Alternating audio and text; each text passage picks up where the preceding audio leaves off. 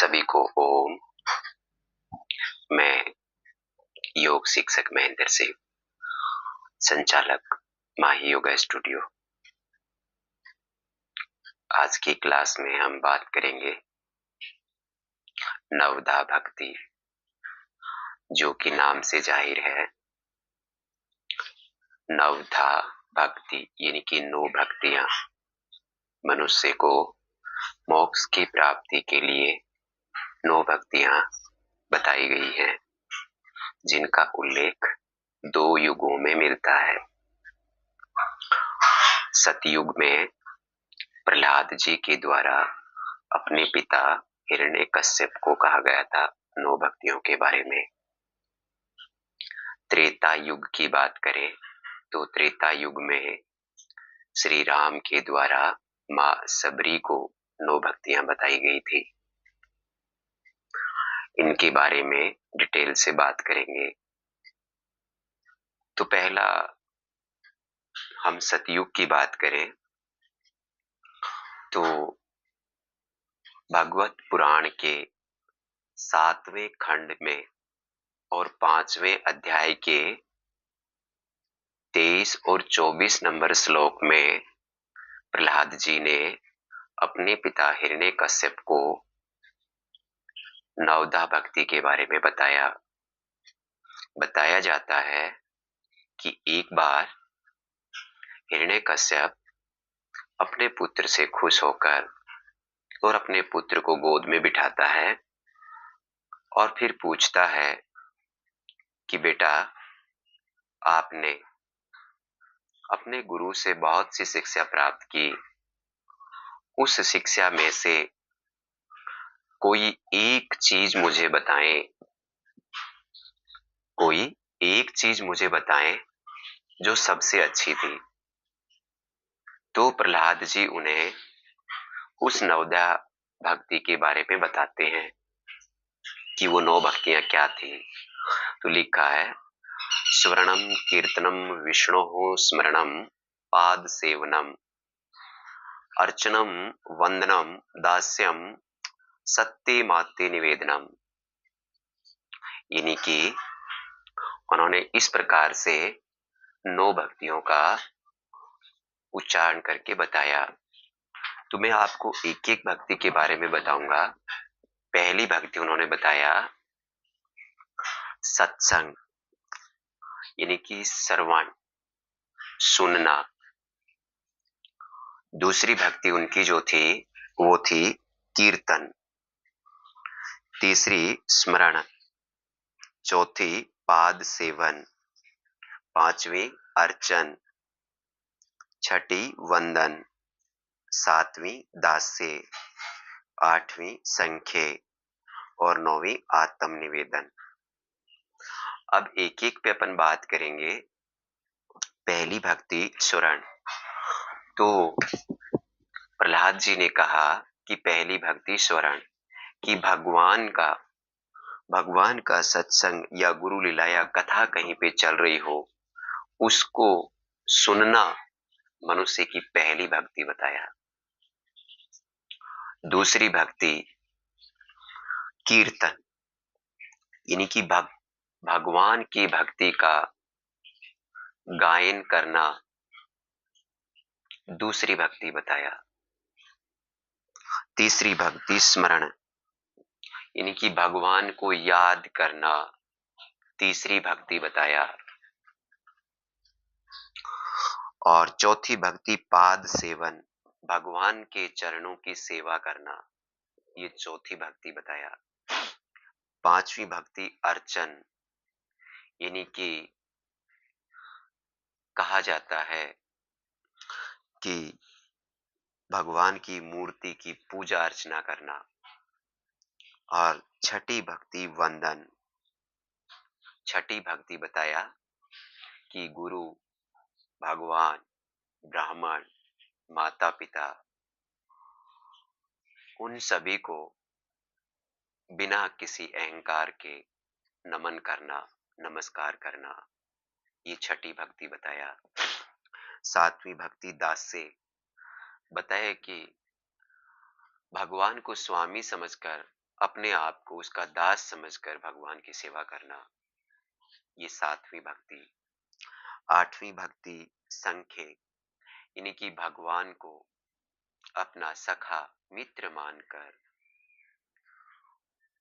भगवान को मानना, भक्ति करना। और नौवा बताया आत्म निवेदन, यानी कि सब कुछ भगवान को समर्पित कर देना। तो इस प्रकार से ये नवदा भक्ति का जिक्र भगवत पुराण के 7वें खंड में और 5वें अध्याय के 23 और 24 नंबर श्लोक पे मिलता है। अब दूसरे युग में अपन बात करें त्रेता युग में, तो त्रेता युग में रामचरितमानस, रामायण के रामचरितमानस में इसका वर्णन मिलता है। जब भगवान श्री रामचंद्र जी और लक्ष्मण जी दोनों सीता मैया की खोज में वन वन घूमते हैं और घूमते घूमते वो माँ सबरी के आश्रम में पहुंच जाते हैं।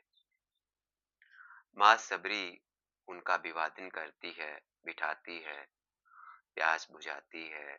उनको खाने के लिए वहां पे कुछ नहीं मिलता है तो वो बेर खिलाती है और वो बेर को चख चख के खिलाती है कि कहीं खट्टा तो ना हो।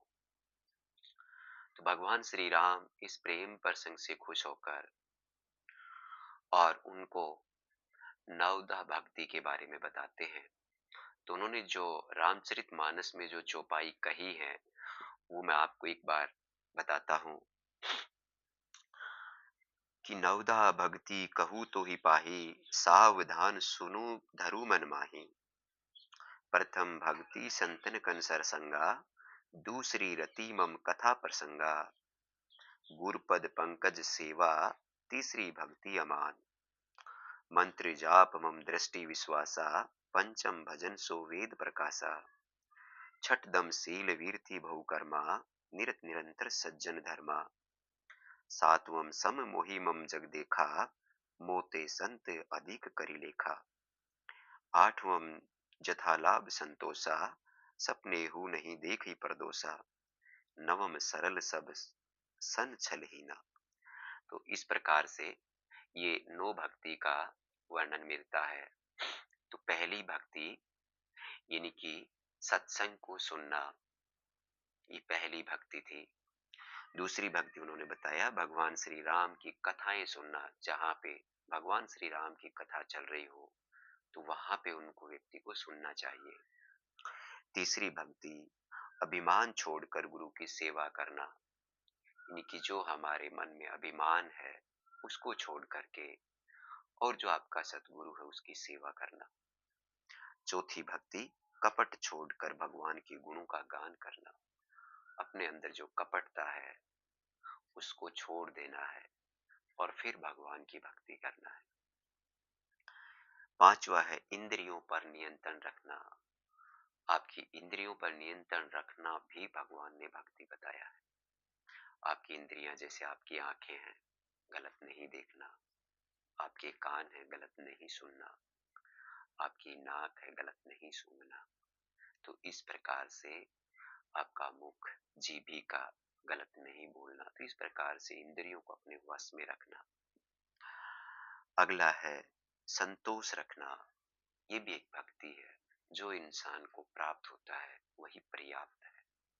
जितना मिल जाता है उसमें संतोष करना एक भक्ति।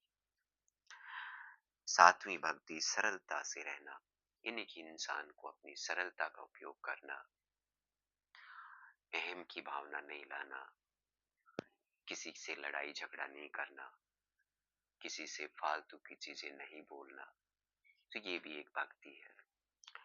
आठवीं भक्ति कपट रहित व्यवहार करना, किसी के साथ में छल कपट नहीं करना। और नौवीं संपूर्ण जगत को संभाव से भगवान को मानना। संपूर्ण जगत को, पूरे संसार को भगवान मानना, हर इंसान उसके सामने वो भगवान है। तो ये नौ भक्ति का जिक्र रामचरितमानस में मिलता है। अब इस नवदा भक्ति से फायदे क्या क्या होते हैं? एक तो व्यक्ति है, वो एक अच्छा जीवन यापन कर सकता है। दूसरा, उसके अंदर जो कपटता है, वो दूर होती है। तीसरा, जिस व्यक्ति नवदा भक्ति का अभ्यास करता है, वहाँ के उस समाज के लोग उस व्यक्ति को एक सम्मानीय तरीके से मानते हैं, उसकी इज्जत करते हैं। चौथा, यानी कि जो व्यक्ति नवदा भक्ति का अभ्यास करता है, वो कभी किसी के बारे में गलत नहीं सोचता है। अगला, नवदा भक्ति का अभ्यास करने वाले व्यक्ति को कभी भी क्रोध, मोह, माया, लालच ये नहीं आता। और लास्ट, दोषों को दूर करके और वो मोक्ष की प्राप्ति कर सकता है। तो ये नवदा भक्ति के बारे में कुछ मैंने आपको जानकारी दिया। ये जानकारी आपको कैसी लगी, आप कमेंट बॉक्स में मुझे बता सकते हैं, शेयर कर सकते हैं।